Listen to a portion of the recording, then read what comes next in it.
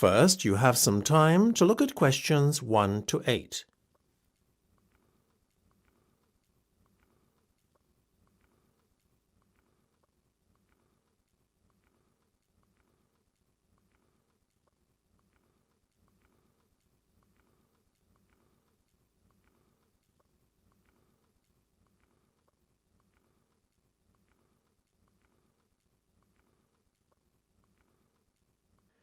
You should answer the questions as you listen, because you will not hear the recording a second time.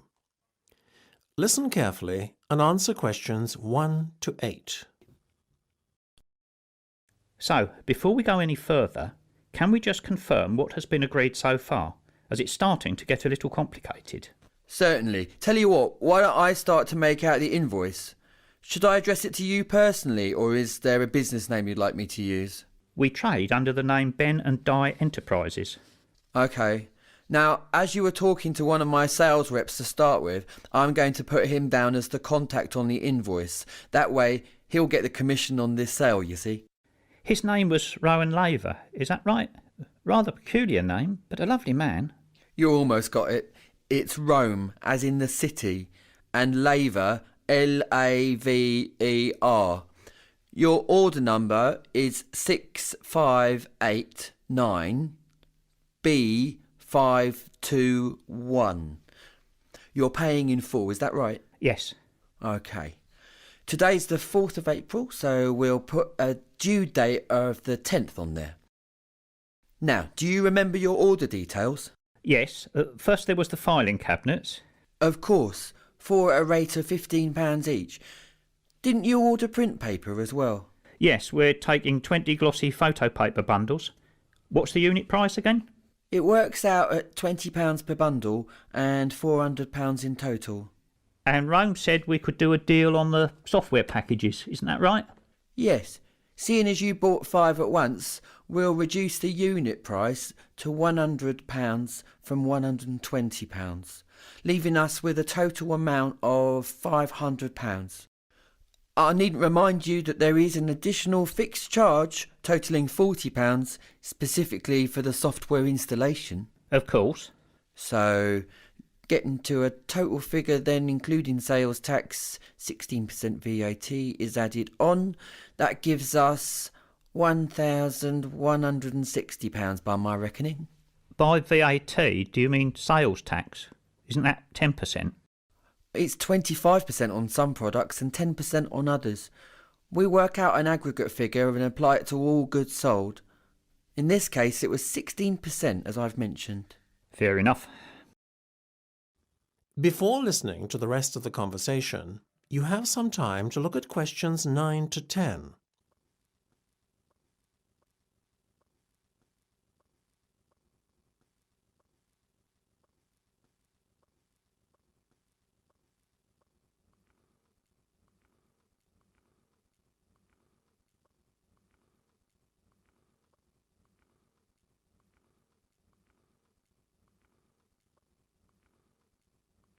Now listen and answer questions 9 to 10.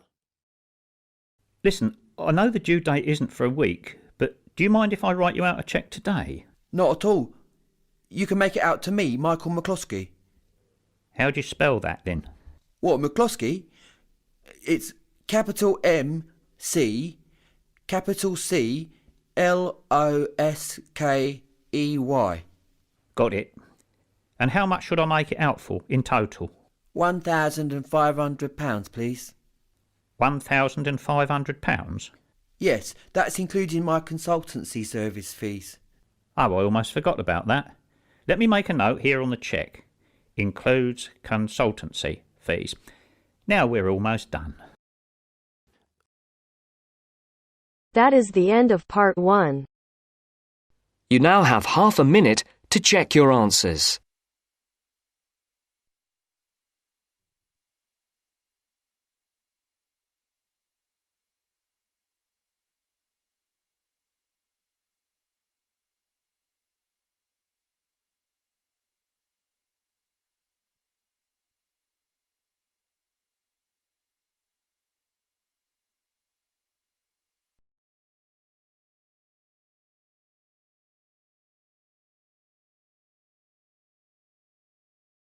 Now turns to Part 2. Part 2. You are going to listen to a talk about au pairs in the UK. First, you have some time to look at questions 11 to 15.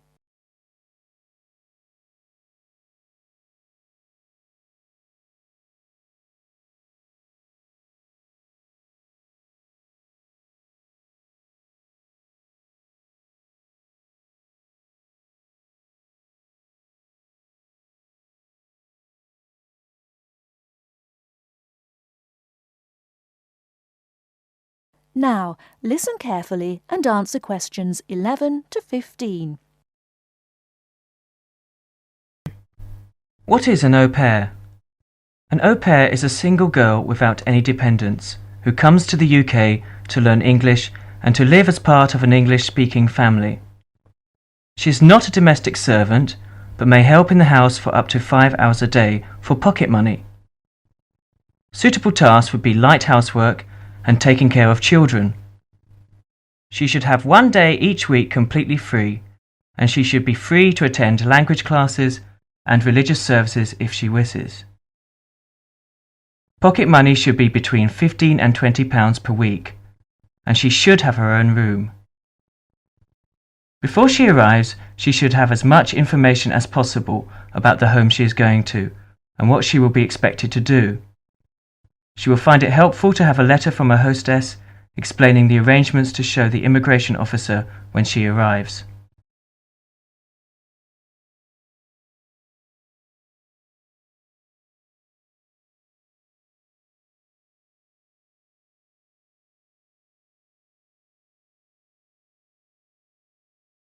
Before you hear the rest of the talk, you have some time to look at questions 16 to 20.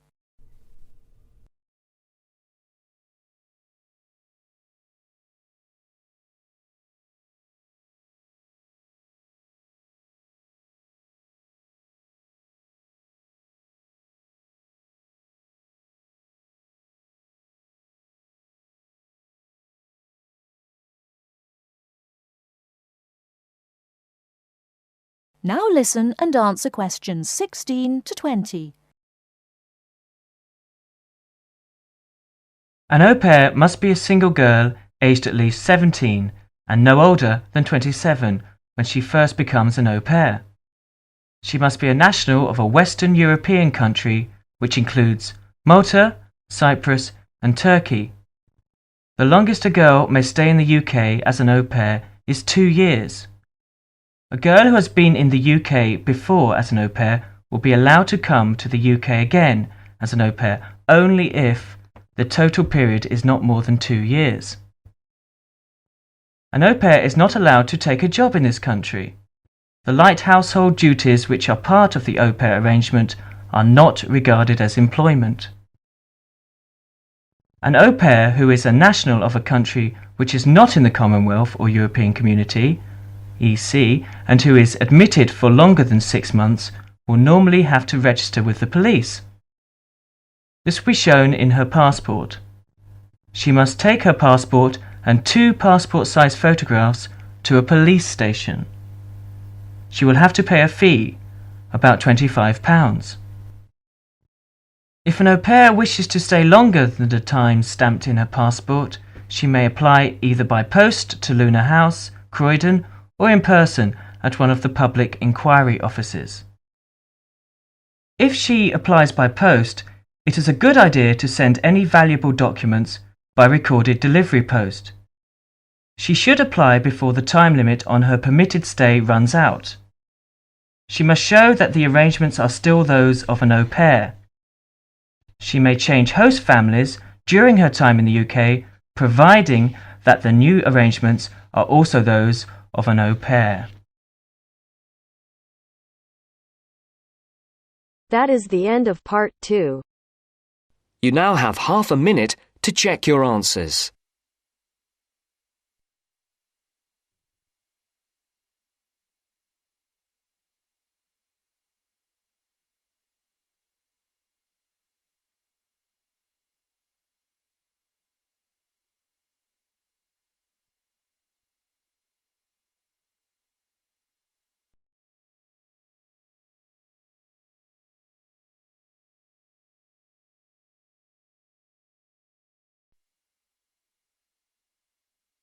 Now turns to Part 3.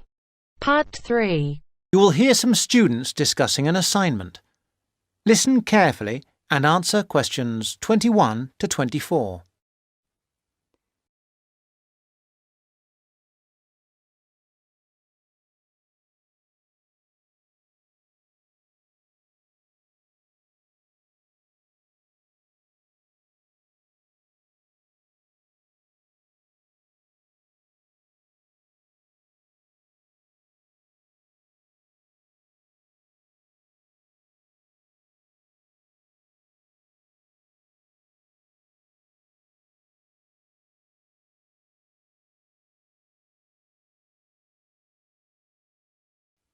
Well, Fiona, we certainly have a lot of work to do this weekend. I wish now I hadn't spent so much time on my other assignment. Don't say that. You did really well. 80%. Yes, but this is different. It's not hard, really. It's just all a bit of a rush. We had loads of time to get the other one right, but this one is all a bit pressured. That's what makes me anxious, despite the preparation we've done. You shouldn't worry. What could go wrong? Look, let's look through what we can do to make sure it's okay. Well, the main difficulty that's bothering me is about defining the terms of reference. It's supposed to be about approaches to social welfare, right? Yes, but we're not expected to give a survey of what that means. That's not the point. We're supposed to be comparing the way welfare is approached in collectivist societies and what you might call capitalist societies. So we can concentrate on just that contrast. Yes. The other thing that bothers me is that I'm not really committed to either view. Well, I have strong opinions of my own, but that's not supposed to colour my judgment. How do you mean? Well, what you write for this is supposed to be unbiased. It specifically says that you shouldn't give a personal view. But Professor Green has a personal view. Yes, but that doesn't mean that we have to agree with him. And I don't think we'll do any better if we do. And how long does it have to be? The maximum is 4,000 words. What? But that's the maximum. We'll probably end up with about 3, but at least 2,000 is the minimum. Shouldn't be a problem. OK.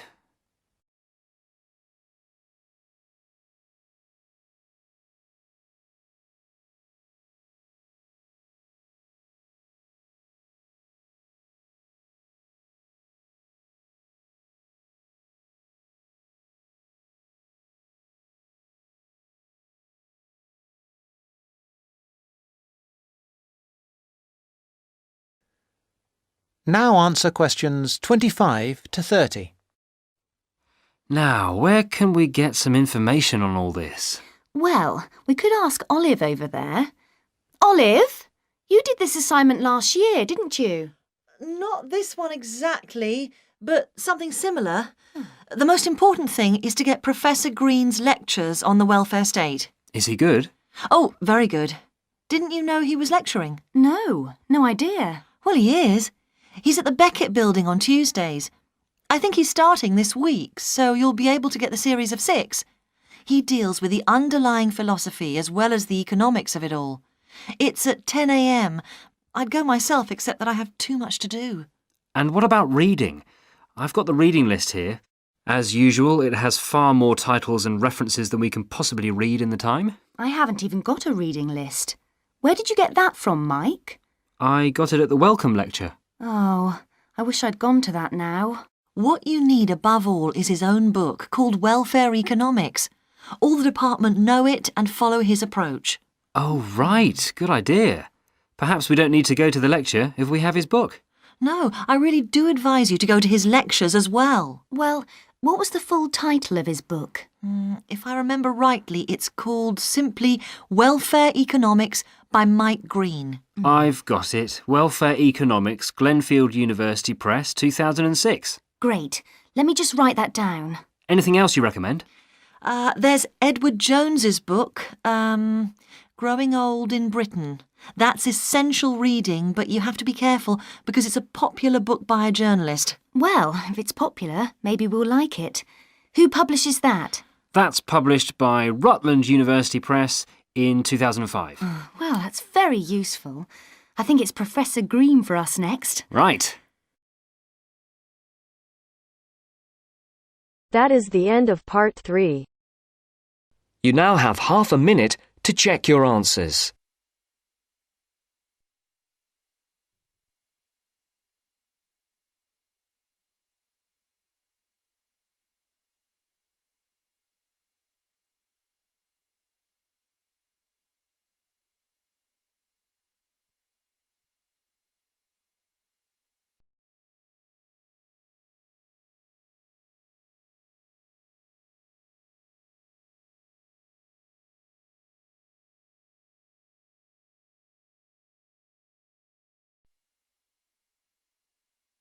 Now turns to Part 4.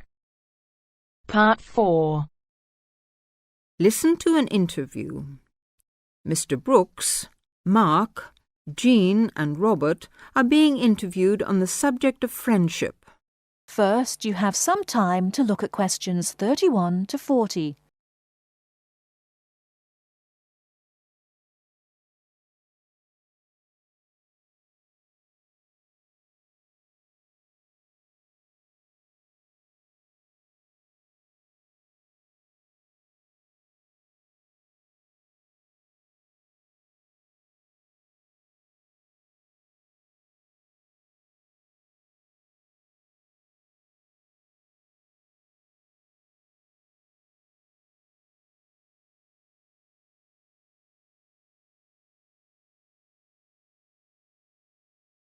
Now listen carefully and answer questions 31 to 40. I consider friendship to be one of the most important things in life, whatever your status, married or single. I see too many lonely people around. A lot of us get so involved with material values, family problems, keeping up with the Joneses, etc., that we forget the real meaning of friendship. Which is what, according to you? They say a friend in need is a friend indeed, which is partly true. But a real friend should also be able to share your happy moments without feeling jealous. A good friendship is one where you can accept and forgive him, understand mood, and don't feel hurt if a friend doesn't feel like seeing you.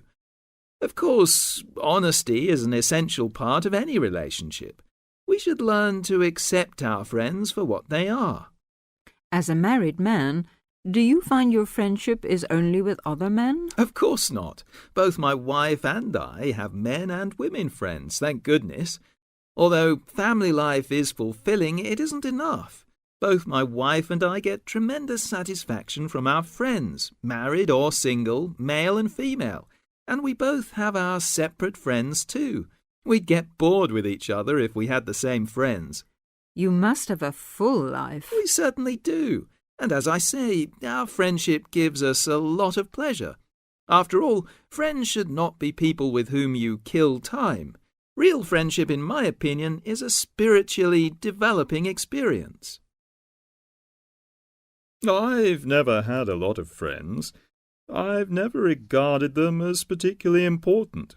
Perhaps that's because I come from a big family, 2 brothers and 3 sisters. And lots of cousins. And that's what's really important in my family. If you really need help, you get it from your family, don't you? Well, at least that's what I've always found. What about you, Jean? To me, friendship, having friends, people I know I can really count on. To me, that's the most important thing in life. It's more important even than love. If you love someone, you can always fall out of love again, and that can lead to a lot of hurt feelings, bitterness and so on, but a good friend is a friend for life. And what exactly do you mean by a friend? Well, I've already said, someone you know you can count on. I suppose what I really mean is, let's see, how am I going to put this? It's someone who will help you if you need help. Who will listen to you when you talk about your problems. Someone you can trust. What do you mean by a friend, Robert? Who likes the same things that you do. Who you can argue with and not lose your temper, even if you don't always agree about things. I mean, someone who you don't have to talk to all the time, but can be silent with, perhaps. That's important, too. You can just sit together and not say very much sometimes. Just relax. I don't like people who talk all the time. Are you very good at keeping in touch with your friends if you don't see them regularly? No, not always. I've lived in lots of places, and, to be honest, once I move away, I often do drift out of touch with my friends. And I'm not a very good letter writer either. Never have been. But I know that if I saw those friends again, if I ever moved back to the same place, or for some other reasons we got back into close contact again, I'm sure the friendship would be just as strong as it was before. 7 of my friends have moved away, got married, things like that. One of my friends has had a baby recently, and I'll admit I don't see or hear from her as much as I used to.